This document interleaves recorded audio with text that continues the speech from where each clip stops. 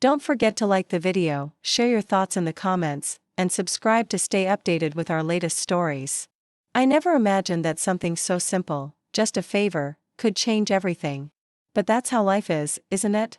The smallest things have a way of leading to the most unexpected moments. It all started on a quiet Friday evening.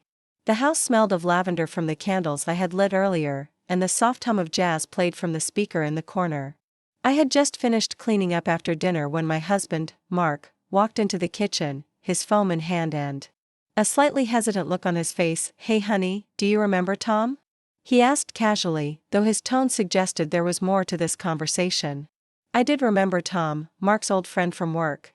He had been at our wedding all those years ago, and would show up every now and then for game nights. He was the kind of man who had a quiet presence, never one to dominate a conversation, but always engaging when he did speak. He was also single, having gone through a rough divorce a few years back. "Of course," I replied, drying my hands on a towel. "Why?" "Well, he's in a bit of a bind," Mark explained. "He's leaving for a business trip tomorrow, and he just found out his dog sitter canceled last minute. He asked if we could look after Buddy for a few days. A dog? I had never been much of a pet person, but I didn't mind them. Still, I hesitated. For how long? Just the weekend, Mark assured me. He'll be back Monday evening. I told him it wouldn't be a problem, but I wanted to check with you first. I sighed, then smiled. "I suppose I can handle a dog for a few days." Mark kissed my forehead. "You're the best. He'll drop Buddy off in the morning." The next day, at precisely 9 a.m., the doorbell rang. I was still in my robe, sipping my morning coffee, when I opened the door to find Tom standing there. He looked a little flustered, his hair slightly out of place, as if he had been rushing. Beside him sat Buddy, a golden retriever with soft, kind eyes, and an enthusiasm that could melt even the most reluctant heart. "Hey, thanks again for doing this," Tom said, stepping inside. He set down a bag filled with dog food, toys, and what looked like an entire instruction manual for Buddy's care. "It's no problem," I assured him. Tom gave me a grateful smile, one of those rare, genuine ones that made me realize how stressed he had been about the situation. "I really owe you one," he said. We chatted for a few more minutes before he glanced at his watch and sighed. "I have to get going, or I'll miss my flight." As he turned to leave, I noticed the way his shoulders seemed to relax, as if knowing Buddy was in good hands had lifted a weight off him. "Have a safe trip," I called after him, and with that, it was just me and Buddy. At first, everything was normal. Buddy was well behaved, and I actually found myself enjoying his company. He followed me around the house, his tail wagging happily. That evening, as I curled up with the book, Buddy rested his head on my lap, sighing contentedly. But then something unexpected happened. Late that night, I was in the kitchen getting a glass of water when my phone buzzed, a message from Tom. "Hope Buddy isn't being too much trouble, thanks again for helping out." I smiled and replied, "Not at all. He's a sweetheart." A few seconds later, my phone lit up again. "That's good to hear. I was worried he might miss me too much." Truth be told, I already miss him and our late-night conversations. Something about that last sentence made me pause. I knew Tom and Mark were close, but Tom and we had always been friendly. But we had never really talked one-on-one outside of casual gatherings. "Well, I'm sure he'll be excited to see you Monday," I replied, keeping my response neutral. This time, the reply took longer. "Yeah, Monday feels far away." I stared at the screen, unsure how to respond. Was I reading too much into this? Was he just making conversation? Shaking my head, I set the phone down and went to bed, but sleep didn't come easily. Something about that exchange lingered in my mind. The next day, as I went about my routine, I found myself thinking about Tom more than I should have. His words, the way he had looked at me when he dropped Buddy off. Had there been something there? Or was I just overanalyzing?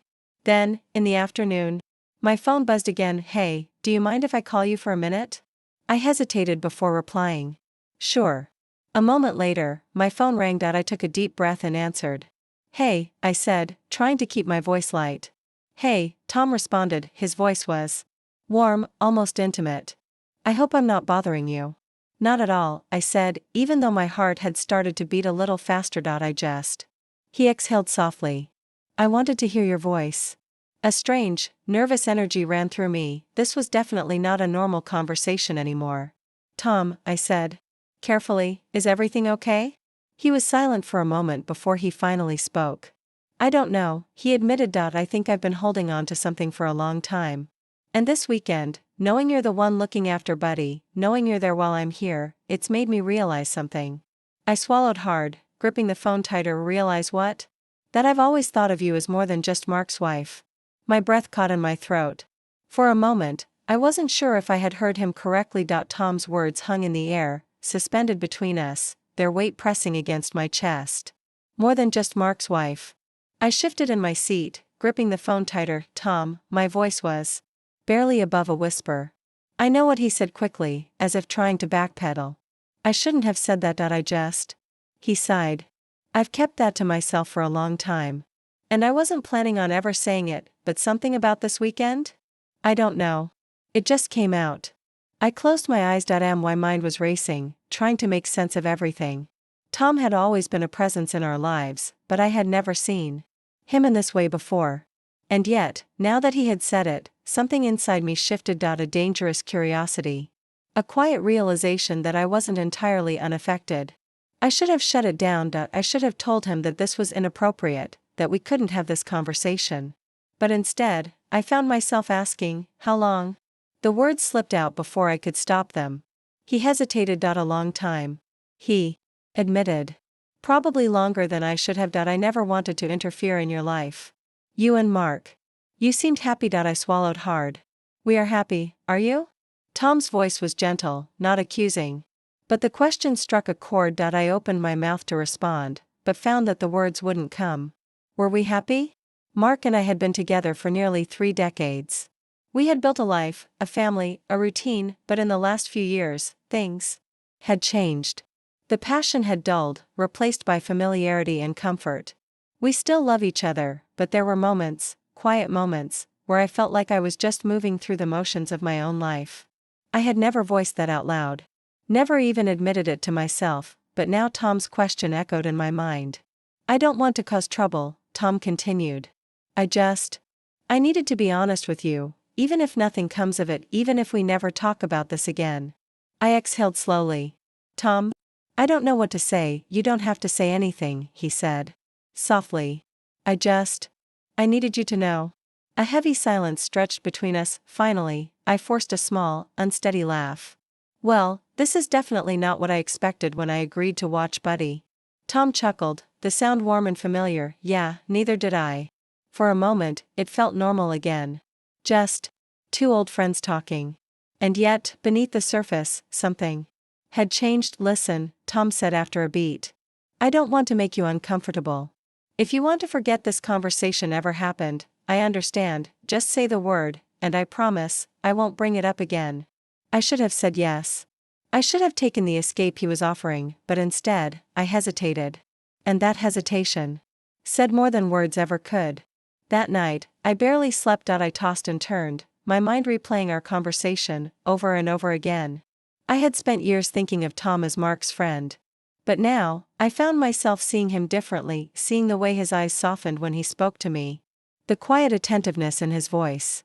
And worst of all, I wasn't sure how I felt about it. By the next morning, I had convinced myself it was nothing. A moment of weakness. A harmless confession. Tom was far away. And I would see him again on Monday. Everything would go back to normal. Or so I thought. Just after noon, my phone buzzed again. Tom, would it be too much to ask if I called again? I stared at the message. I should have said no. But instead, I found myself typing back, me? Okay. When I answered the call, Tom's voice was quiet. Almost hesitant. Hey. I replied. My heart hammering in my chest. I wasn't sure if you'd pick up. Neither was I. A soft chuckle. I don't know what I'm doing, he admitted. Neither do I. A pause. Then he asked, would it be wrong if I told you I wish I was there right now? I exhaled slowly, feeling the weight of his words settle over me. Tom. You don't have to say anything, he interrupted, his voice gentle. I just wanted you to know. Another silence. And then, before I even knew why I was saying it, I whispered. I wish you were here too. A sharp inhale from his end. And just like that, everything changed. The moment the words left my lips, I felt a rush of something unfamiliar, something thrilling and terrifying all at once. I wish you were here too. Tom didn't say anything at first, but I could hear his breathing on the other end of the line, slow, deep, like he was absorbing what I had just admitted. Are you sure? His voice was softer now, careful. I swallowed hard, pressing my fingers to my temple. I don't know, I admitted honestly. I just know that something about this feels different, and I don't know what to do with that. I get it, he said after a beat. I didn't mean to put you in this position. But the truth was, I wasn't sure I minded being in this position. There was something intoxicating about the attention, about the way Tom made me feel. Like I was being seen. Not just as Mark's wife, not just as a mother, or as a woman who had spent her life making sure everyone else had what they needed, but as me. I couldn't remember the last time someone had made me feel that way. Do you ever wonder what life would have been like if we had met under different circumstances? Tom asked suddenly. I hesitated. I never thought about it before. But you're thinking about it now. I let out a shaky breath. Yes. Another pause, then, Tom's voice lowered as if he was confessing a secret. So am I. The rest of the day felt surreal. I moved through my usual routine, tidying up the house, taking Buddy for a walk, making dinner, but everything felt different. Like I was living in two realities at once. In one, I was the devoted wife, the woman who had built a life with Mark. A life filled with history and commitment. In the other, I was something else, someone else. Someone who was letting a man who wasn't her husband slip into the corners of her mind. I kept telling myself that it was just words, that a conversation couldn't change anything. But deep down, I knew better. Because it had changed something. That night, I sat on the couch, absently stroking Buddy's fur. My thoughts tangled in a web of emotions I didn't fully understand. And then my phone lit up again. Tom. Tom. My pulse jumped as I opened the message. Tom.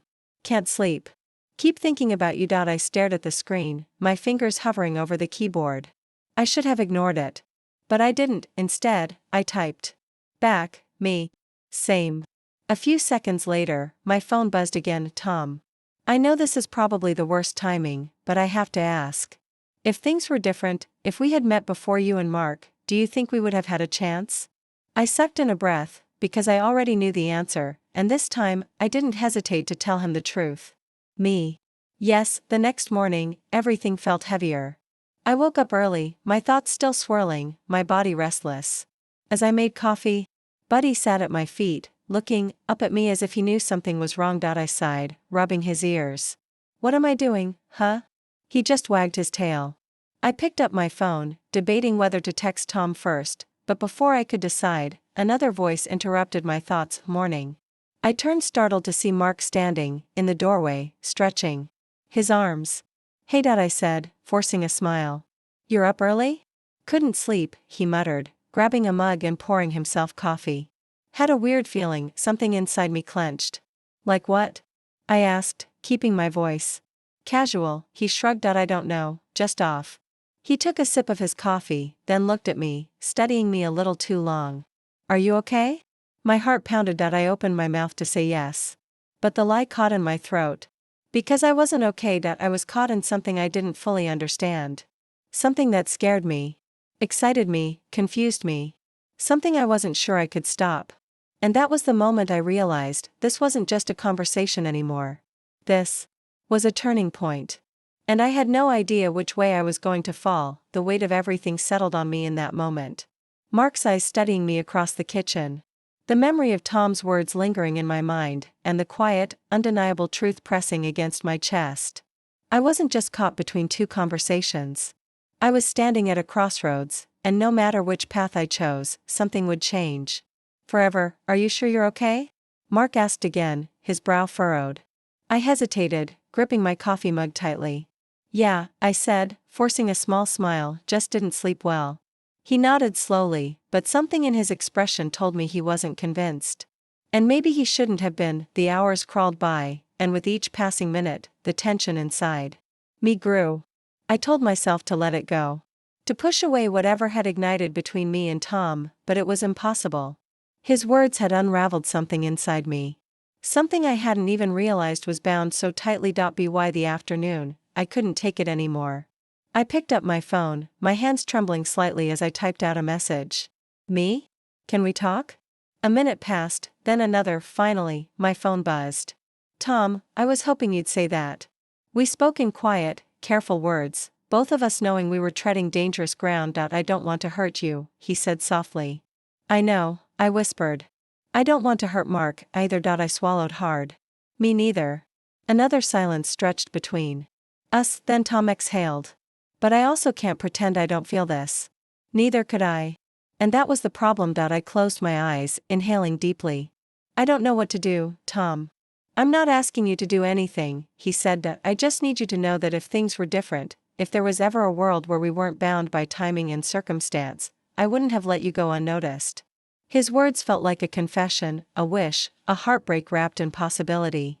And in that moment, I realized something. Tom wasn't trying to pull me away from my life.